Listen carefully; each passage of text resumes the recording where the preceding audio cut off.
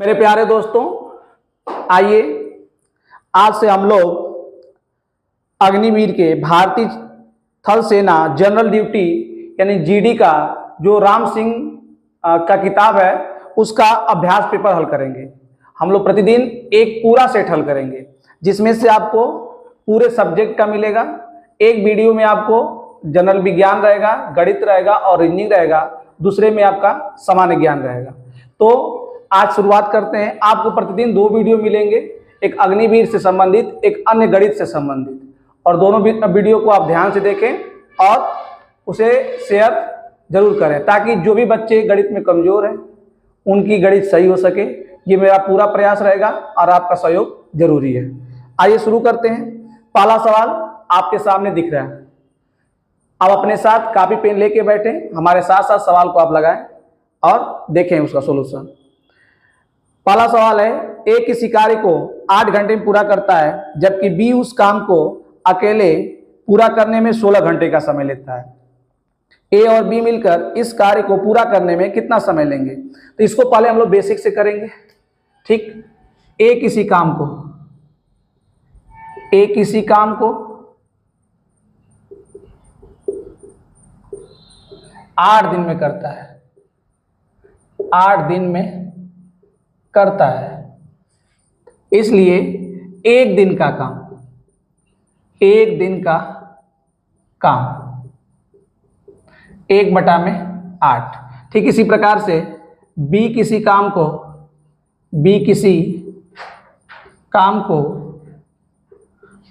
16 दिन में करता है, 16 दिन में करता है, तो बी का 1 दिन का काम लिख लेंगे आप 1/16।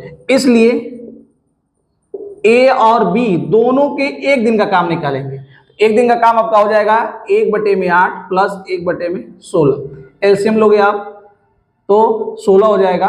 8 से भाग देंगे, इसमें 2 बार जाएगा, नीचे लिख लो 16। 8 से भाग देंगे 2 आएगा, 2 से ऊपर गुणा करेंगे, फिर 16 से भाग देंगे 1 आएगा, 1 से ऊपर गुणा करेंगे, आपका आएगा 3/16। ये ध्यान देंगे ए और बी के 1 दिन का काम है। जिस प्रकार से पूरे दिन को अगर उल्टा किए तो 1 दिन का काम निकला, तो 1 दिन के काम को उल्टा करेंगे तो हमारा दिन निकल के आएगा। तो इसको उल्टा कर देंगे तो ए प्लस बी को पूरा करने में लगा समय हमारा हो जाएगा 16/3, यानी इसको लिख सकते हैं 5 सही 1/3। हमारा आंसर हो जाएगा 5 सही 1/3 दिन।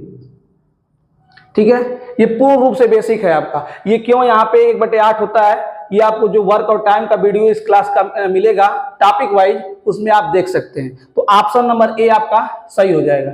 ठीक है, दूसरा तरीका जो है उसको आप ध्यान देंगे। हर एक सवाल में पूर्ण रूप से व्याख्या उसका रहेगा।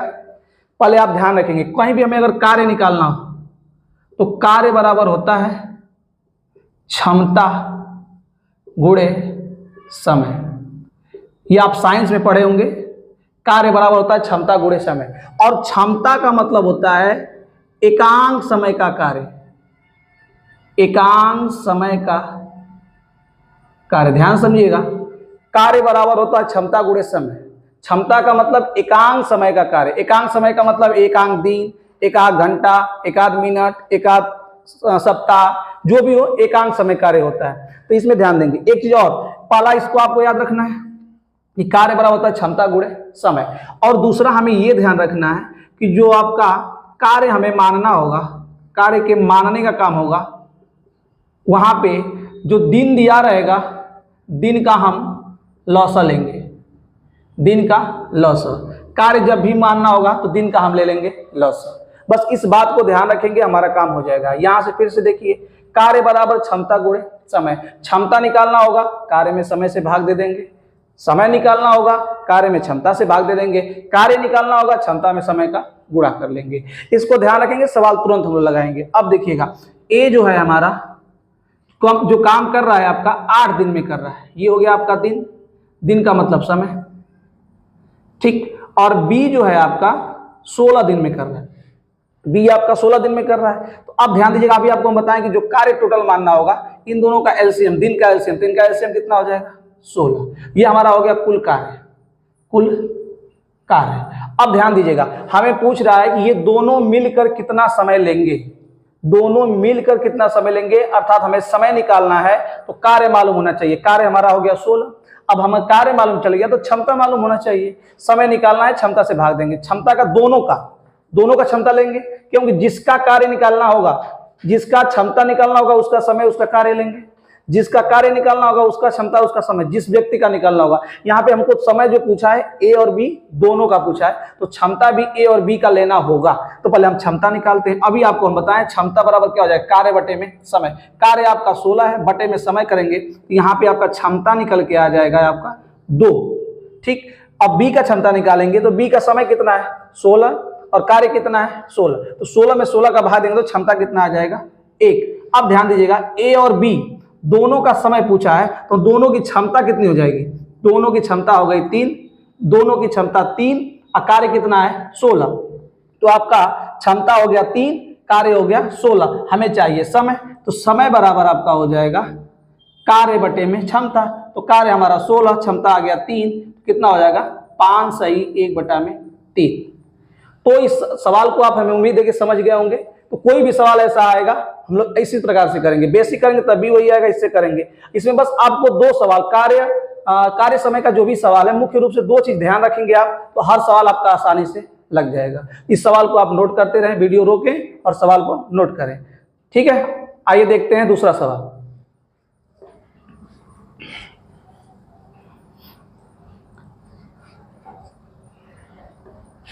दूसरा सवाल आपके सामने है। एक व्यक्ति को 10% का नुकसान हुआ जब उसने अपनी घड़ी 450 रुपए में बेचा। तो खरीद मूल्य का मतलब होता है क्रय मूल्य ज्ञात करना है। ध्यान दीजिएगा, नुकसान का मतलब होता है हानि प्रतिशत। हानि प्रतिशत दिया है 10। ठीक, बेचा कितने में, विक्रय मूल्य आपका दे दिया है 450 रुपए, 450 रुपए। अब हमसे पूछ रहा है क्रय मूल्य।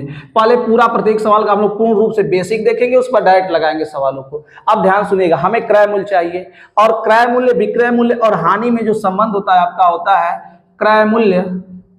हानि कब होगी, हानि तभी हो सकती है जब वस्तु हम ज्यादा में खरीदें और कम में बेचें।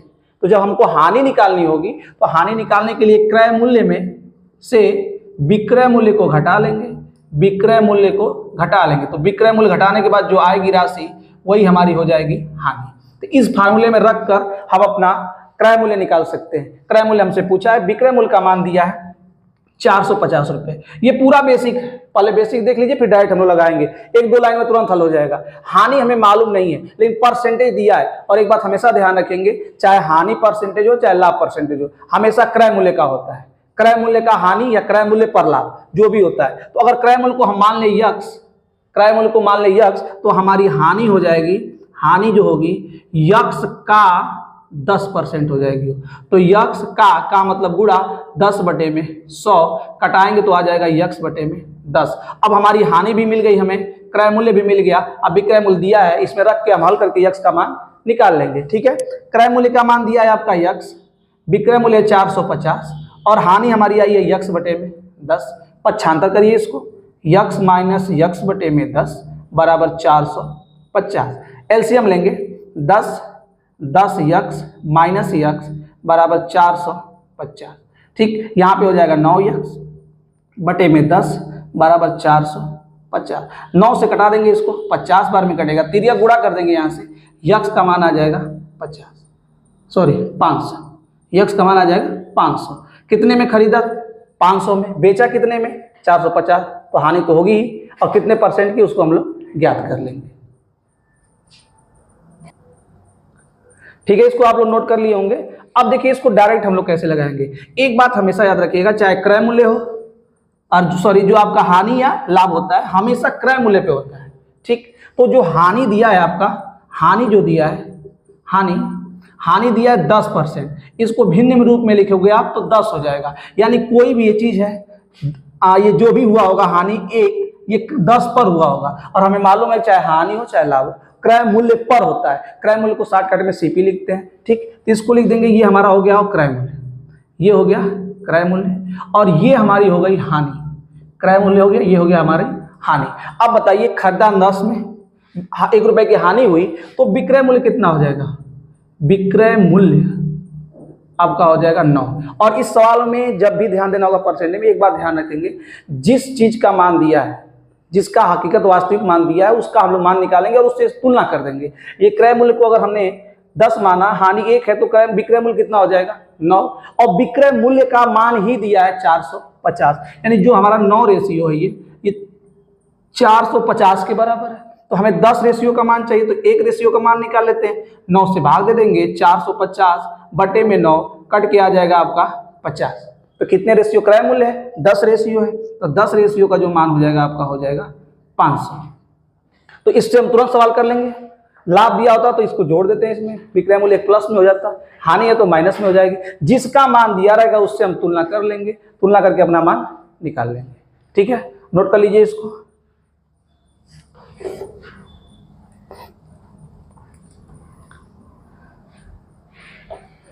अगला सवाल आपके सामने है, पढ़िएगा। अगला तो एकदम इजी है। 200 का 5% पूछ दिया है, एकदम इजी दे दिया। का मतलब गुणा 5% का मतलब होता है बटे में 100, कट जाएगा 5 दूना के 10 आपका हो जाएगा 200 का 5%। ये 5% नहीं, प्रश्न में आपका 25%, सही कर लीजिएगा इसको। 25% है तो 0 कटेगा, 25 दूना के 50, मतलब कुछ भी हो आप साफ कर लोगे। का मतलब गुणा, परसेंट का मतलब होता है बटे में 100, परसेंट का मतलब प्रतिशत, 100 का कौन सा हिस्सा है, तो 100 का 25वां हिस्सा इसमें से हो जाएगा। ठीक है, अगला देखेंगे। अगला सवाल दिया है, यदि 10 आदमी एक काम को 4 दिन में समाप्त करते हैं तो कितने आदमी की जरूरत पड़ेगी कि 5 दिन में एक काम हो जाए? ध्यान देंगे, यहाँ पे 10 आदमी है, ठीक, जो 10 आदमी है कितने दिन में काम वो कर रहे हैं? 4 दिन में कर रहे हैं। 10 आदमी 4 दिन में कर रहे हैं, तो कह रहा है कितने आदमी की जरूरत पड़ेगी, कितने आदमी की जरूरत पड़ेगी ताकि काम हमारा 5 दिन में हो जाए। ठीक है, तो यहाँ पे लिख लीजिए यक्स आदमी की जरूरत पड़ेगी, इसको कटा दीजिए 5 से, 5 दूना के 10 और यक्स बराबर आपका आ जाएगा 8। सुनिएगा ध्यान से, 8 आदमी इस काम को 5 दिन में कर देंगे। अगर पूछता, इसमें जो प्रश्न पूछा कितने आदमी इसको 5 दिन में करेंगे, तो 8 आदमी। अगर पूछता कितने आदमी की और जरूरत पड़ेगी, तो पहले आदमी आपके थे, यहाँ पे 10 आदमी थे, यहाँ पे 8 आदमी। अच्छा, यहाँ पे दिन आपका 4 है, दिन आपका 5। जब दिन बढ़ेगा इसका मतलब आदमी की संख्या घटेगी।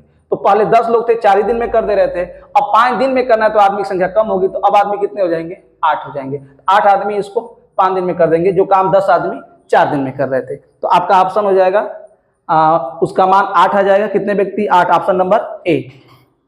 ठीक है, अगला सवाल देखते हैं।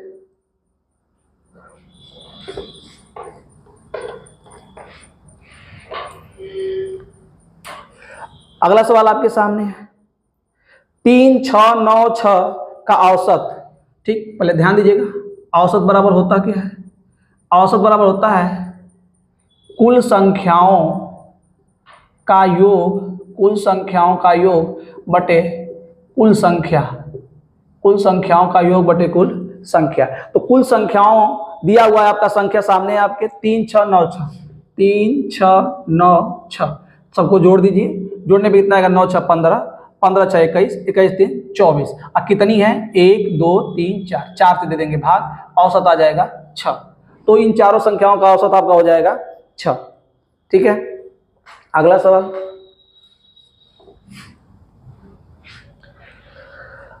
अगला सवाल सामने है, कह रहा है कि एक संख्या का उसके 2/3 भाग जोड़ से जोड़ने पर योगफल 35 होता है। अब देखिए, पहले बेसिक देखिए, मान लेते हैं कोई संख्या यक्स है, कोई संख्या यक्स है, इसका 2/3, यक्स का 2/3 बोला ना, संख्या का 2/3, तो यक्स का 2/3 कितना हो जाएगा? 2x बटे में 3। किसी संख्या का 2/3 जोड़ने पर योगफल 35 हो जाता है, योगफल आपका 35 हो जाता है। जोड़ दीजिए, x प्लस 2x बटे में 3 बराबर 35। एलसीएम ले लीजिए, इसका 3 हो जाएगा, इसके बटे में 1 से भाग देंगे, 3 आएगा, 3 से हो जाएगा 3x प्लस 2x बराबर 35। ये 3 2 5x बटे में 3 बराबर 35, 5 से कट जाएगा 7 बार में यक्स का मान निकालने के लिए क्या कर देंगे, गुणा। यक्स का मान आ जाएगा 21, यक्स का मान आ जाएगा 21। ठीक, तो संख्या हमारी कितनी हो गई, 21। अब बात समझिएगा ध्यान से, इस संख्या जब भी दे कहे 2/3 जोड़ दिया जाए तो अपनी संख्या को नीचे वाला मान लें, तो 3 में कितना जोड़ दिया जाए, 2, कितना हो जाएगा 35। ठीक, तो 3 और 2 5, 5 का मान हो गया 35, तो 1 का मान हो जाएगा 7, और हमें संख्या पूछा है तो संख्या हमारी 3 थी, तो 3 का मान हो जाएगा 7 तरीके 21। इस प्रकार से हम सवाल को तुरंत लगा लेंगे। ठीक है, हर सवाल का अप्रोच जो भी होगा जल्दी से जल्दी करने का। कुल मिला के इसमें पहले आपका बेसिक कंसेप्ट क्लियर होना चाहिए। इसके लिए आप लोग जो चैप्टर वाइज वीडियो उसको देखें, उसके बाद सवाल को लगाएंगे, आसानी से सब आपके सवाल लगते जाएंगे। इसको नोट कर लीजिए।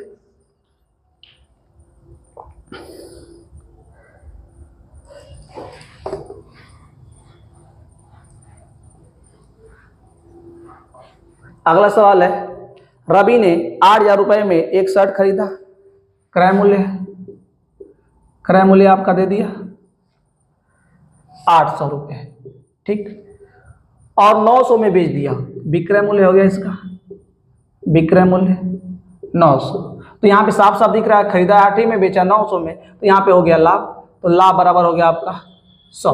तो इसने पूछा है प्रतिशत मुनाफा हुआ, प्रतिशत में पूछ दिया है, ध्यान रखेंगे। अभी आप हम बताएं कि लाभ प्रतिशत हो या हानि प्रतिशत हो, जो भी होता है क्रय मूल्य पर होता है। तो लाभ परसेंट बराबर या हानि परसेंट बराबर लिखेंगे लाभ बटे में क्रय मूल्य गुणे 100, और ये हो जाएगा हानि बटे में क्रय मूल्य गुणे 100। याद रखेंगे इसको। हमसे पूछा है लाभ को मुनाफा भी कहते हैं, सवाल में जो बोल दिया आपके मुनाफा, और हानि को हम लोग नुकसान भी कह सकते हैं। ठीक, तो आपका मुनाफा का प्रतिशत पूछा है, तो इसमें लाभ का मान कितना दिया है 100। ठीक, क्रय मूल्य कितना दिया है 800 और गुणे 100, 0 से 0 आपका कट जाएगा। इसको आप हल कर लेंगे तुरंत। इसमें देखिए आपको परसेंटेज का कुछ भिन्नात्मक मान याद होना चाहिए। 1/8 का मतलब कितना होता है, 1/2 का मतलब 50%, 1/4 का मतलब 25%, 1/8 का मतलब 12.5%। जैसे जैसे ज़्यादा हो रहा है, इसको आप याद रखोगे तो जल्दी से जल्दी होगा। कटा भी लेंगे, 4 दूना के 4 से कटा देंगे 25, 25 का आधा हो जाएगा 12.5%। तो यहाँ 12.5% का मुनाफा हो जाएगा। ठीक है, इस सवाल को नोट कर लीजिए।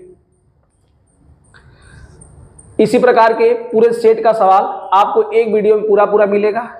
वीडियो का जो भी गलत सही दिखे आपको कमेंट में आप जरूर बताएं, ताकि उसको सुधारा जा सके और अच्छा से अच्छा बनाने का प्रयास किया जा सके। अगला सवाल देखिएगा। अगला सवाल आपके सामने है, इनमें से कौन सा सबसे बड़ा 4 अंक वाला नंबर जो 88 से विभाज्य है। देखिए विभाज्यता का नियम आपको कम से कम 2, 3, 4, 5, 6, 7, 8, 9, 10 और 11 इतना तो याद ही होना चाहिए। इससे याद रहेगा, सवाल बहुत जल्दी से आप कर लोगे। ठीक है, जैसे आपके सवाल में दिया हुआ है, इसको हम लोग ऑप्शन से करेंगे। 99, 44 पहला ऑप्शन है। ठीक है, दूसरा ऑप्शन है 99, 88, तीसरा ऑप्शन है 99, 66 और चौथा ऑप्शन है इसमें चौथा 6888। कह रहा है कि बताइए इसमें से कौन 88 से विभाज्य है। तो ध्यान देंगे, जब भी किसी संख्या से विभाजित की बात करेगा तो उसको ऐसे 2 खंड में तोड़ें जिसका मौसा 1 हो, उसके बाद चेक करें। तो यहाँ पे 11 वाटे होता है 88। इन चारों में से जो 8 और 11 से कटेगी वो संख्या हमारी 88 से विभाज्य हो जाएगी। इसके लिए आपको जरूरी है विभाज्यता का नियम मालूम होना। विभाज्यता का नियम मालूम नहीं रहेगा तो दिक्कत होगा। जैसे मान लीजिए कि आप लगाना चाहते हैं 11 से विभाज्यता का नियम, तो होता है कि एक जगह छोड़ के जोड़ना होता है। 9 4 13, आइए 9 4 13, इन दोनों का अंतर आ गया 0। तो इन दोनों का अंतर अगर 0 हो या 11 का गुणज हो तो संख्या 11 से विभाज्य होती है। ठीक उसी प्रकार से 9 8 17, 9 8 17 ये भी 11 से विभाज्य है। 9 6 15, 9 6 15 ये भी आपकी 11 से विभाज्य है। इसको देखते हैं 8 8 16, 8 6 14, इसका अंतर 2 आएगा जो कि 11 गुणज नहीं है। इसका मतलब ये 11 से विभाज्य नहीं है। पहले इसको बाहर कर देते हैं। अब इन तीनों में से हमें छांटना है और हमारा ऑप्शन वही होगा जो 8 से विभाज्य होगी। तो 8 से विभाज्यता का नियम कहता है लास्ट के 3 अंक को देखो, केवल 3 अंक विभाज्य है कि नहीं है। ठीक, यहाँ पे आप देख रहे हैं कि अगर इसको हम भाग देंगे 8 से तो 96 कट जाएगा, शेष 6 बच जाएगा। इसका मतलब ये कटने वाला तो नहीं है 8 से नहीं कटा तो ये 88 से नहीं ही कटेगा। ठीक, अब इसको चेक करते हैं। जब यहाँ पे हम लोग चेक करेंगे तो इसमें 8 से भाग देंगे तो 8 एकम 8, 1 बचेगा और 18 हो जाएगा। भाग दे लो 8 एकम 8, ठीक, 8 दूना के 16, 2 और 8, 28 भी नहीं कटेगा, इसका मतलब ये भी नहीं कटेगा। तो ये हमारा ऑप्शन बच गया और यही ऑप्शन हमारा क्या होगा, सही हो जाएगा। हम इसको चेक भी कर सकते हैं, ये 11 से विभाज्य हो रहा है, 8 से चेक करो, 944 में भाग दे देते हैं। ठीक, 8 का 8 एकम 8, 1 बच जाएगा, 4 उतरेगा, 8 एकम 8, 6 बचेगा 4, 8 अठाई 64 कट गया, यानी कि ये हमारा ऑप्शन सत्य हो जाएगा। तो 88 के लिए 11 और 8 से चेक करेंगे, 11 8 से चेक करेंगे तभी जब विभाज्यता का नियम हमें मालूम होगा तब। इस प्रकार से हम ऐसे सवालों को ऑप्शन चेक कर लेंगे कौन कट रहा है कौन नहीं कट रहा है। ठीक है, आइए देखते हैं अगला सवाल।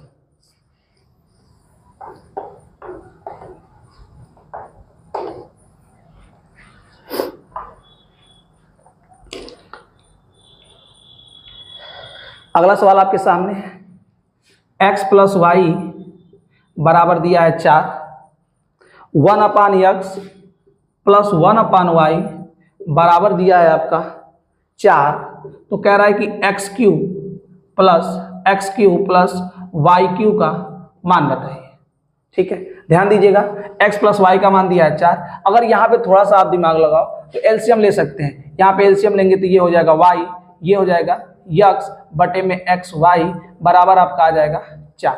इसका मान दिया हुआ है 4, इसकी जगह पे अगर हम यहाँ पे 4 रख दें तो यहाँ पे xy बराबर आपका आ जाएगा 1, xy बराबर 1। यानी ऐसी दो संख्या आपको मिल गई जिसको जोड़ने पर 4 आना चाहिए और गुणा करने पे आपका 1 आना चाहिए।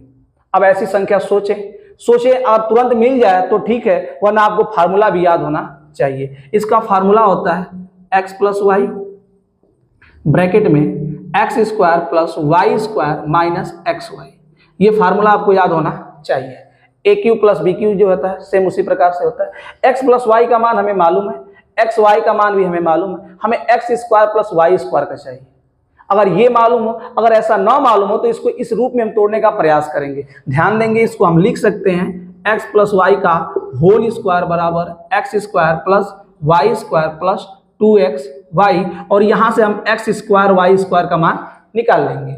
x + y का मान दिया है 4, यहाँ पे रख दो 4 का स्क्वायर, हमें x² + y² चाहिए, प्लस 2 × xy का मान दिया है 1, 4 चौके 16, ये आगे घट जाएगा इसमें से तो आ जाएगा 14, यानी कि इसका मान निकल के आ गया 14। अब रख के हल कर लो, यहाँ पे इसका मान दिया है 4, इसका मान है 14 और इसका मान अभी निकाले हम लोग 1, तो आ जाएगा आपका 4 × 13, 13 चौके 52, तो यानी x³ + y³ का मान आपका हो जाएगा 52, ऑप्शन नंबर ए। ठीक, सही हो जाएगा। अब हम लोग देखते हैं अगला सवाल।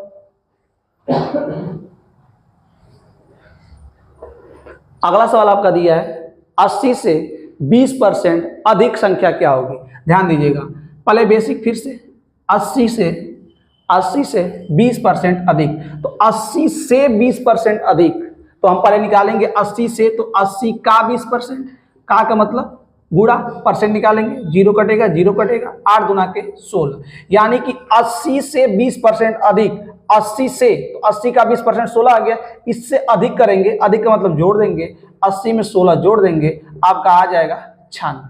तो 80 से 20% अधिक क्या होगा, 96। 80 से, तो 80 का निकाल लेंगे 20%, 16 आ गया, अधिक कर लेंगे। एक बात और ध्यान रखेंगे, कभी भी अधिक की बात करें तो उसको 100 में जोड़ दिया करिएगा, कम की बात करें तो 100 में घटा दिया करिएगा। हमने कहा 20% अधिक, 80 से 20% अधिक, इसका मतलब 80 का 120%। अगर हम कहते हैं यहाँ पे 80 का 20% कम, तो 20% कम मतलब 100 में से कोई वस्तु संपूर्ण रूप से 100% है, 20% घटाएंगे तो 80%, जोड़ेंगे तो 120। हम कहेंगे 50% अधिक तो 150% हो जाएगा। अब डायरेक्ट इसी को हल कर दो, आंसर आपका डायरेक्ट 96 आएगा, जोड़ने की जरूरत नहीं पड़ेगी। तो 80 × 120 बटे में 100 जीरो से जीरो कटेगा, 12 बटे 96। तो 80 से 20% अधिक जो हमारी संख्या होगी 96 हो जाएगी। ठीक है, तो आज की वीडियो यहीं तक रखते हैं। आगे आपको रीजनिंग और विज्ञान के भी पूरे सब मिलेंगे, सेट वाइज मिलेगा, उस पर लिखा होगा कौन सेट का कौन सा सोल्यूशन है, पूरा लिखा रहेगा, संपूर्ण रूप से आपको मिलेगा। ठीक है, धन्यवाद।